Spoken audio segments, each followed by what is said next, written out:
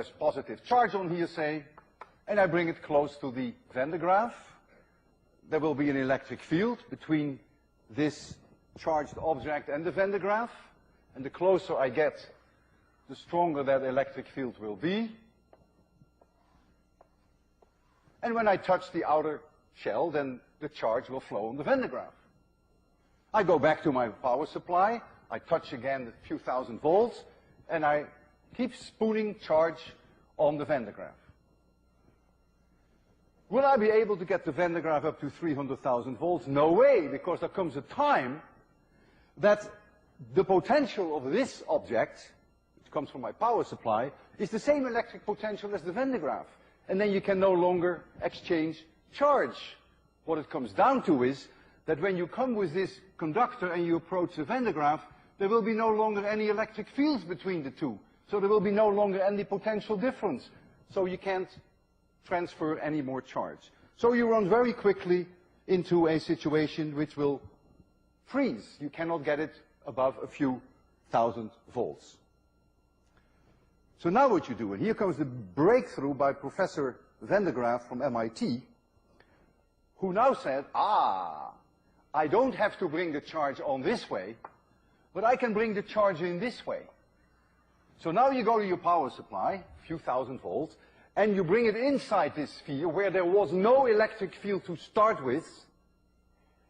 When you charge the outside, there's going to be an electric field from this object, and there's going to be an electric field from this object. The net result will be zero in between. There was no electric field inside. If I now bring the charged sphere there, I'm going to get E-field lines like this, problem 2-1. And so now there is a potential difference between this object and the sphere. What I have done, by moving it from here to the inside, I have done positive work without having realized it, and therefore I have brought this potential higher than the sphere. Now I touch the inside of the Van de Graaff, and now the charge will run on the outer shell. And I can keep doing that. Inside, touch. Inside, touch. Inside, touch. And every time I come in here, there is no electric field in there. So I can do that until I'm green in the face. Well, there comes a time that I can no longer increase the potential of the Van de Graaff, and that is when the Van de Graaff goes into electric breakdown. When I reach my 300,000 volts, it's all over. I can try to bring the potential up, but it's going to lose charge to the air.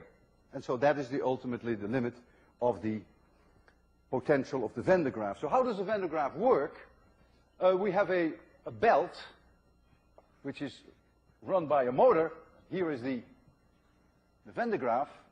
And right here, through corona discharge, we put charge on the belt. They're very sharp points, and we get a corona discharge at a relatively low potential difference, goes on the belt goes here, and right here, there are two sharp points which through corona discharge take the charge off. On the inside, that's the key. And then it goes to the dome, and then it charges up to the point that you begin to hear the sparks, and that you have breakdown. And I can demonstrate that to you. I built my own Van de Graaff, and the Van de Graaff that I built to you is this paint can. I'm going to charge that paint can by touching it repeatedly with a conductor, and the conductor has I'm going to touch the conductor with a few thousand volt power supply every time. This is the power supply. Turning it on now. And you're going to see the potential of the Van de Graaff there. That is a very crude measure for the potential on the Van de Graaff, but very crudely, when it reads a 1, I have about 10,000 volts.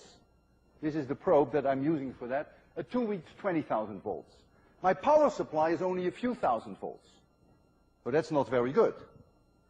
Well, I will first start charging it on the outside to demonstrate to you that I very quickly run into the wall that I just described.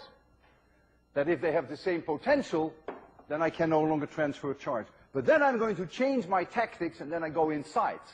And then you will see that it will go up further. So let's first see what happens if I now bring charge on the outside. There it goes. It's about 1,000 volts, about 2,000 volts. 2,000 volts, keep an eye on it. 2,000 volts, it's heading for 3,000 volts. 3,000 volts, 3,000 volts, 3,000 volts, 3,000 volts. Not getting anywhere. I'm beginning to reach the saturation, maybe 3,500 volts. 3.5, it's slowly going to 4. Let's see whether we can get it much higher than 4. I don't think we can. So this is the end of the story before Professor Van der Graaf. But then came Professor Van der Graaf. And he said, look, man, you got to go inside. Now watch it. Now I have to concentrate on this scooping. So I would like you to tell me when we reach 5,000. You just scream. Oh, man, we're already past the 5,000, you dummies. 10,000. Scream when you see 10,000. Scream when you see 15,000. Scream when you see 15,000.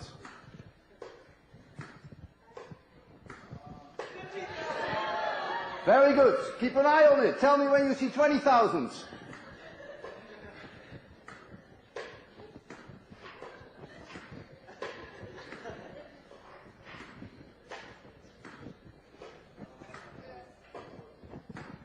I don't hear anything. Now I want you to tell me every 1,000, because I think we're going to run into the wall very quickly. 21? I want to hear 22. Oh, you're already at 23. So I expect that very quickly now, the can will go into discharge. You won't see that, but you get corona discharge. And then no matter how hard I work, I will not be able to bring the potential up. But let's keep going. Are we already at 2,500? 25,000, sorry, 25,000? 25,000 volts. 25.6, 27, 27,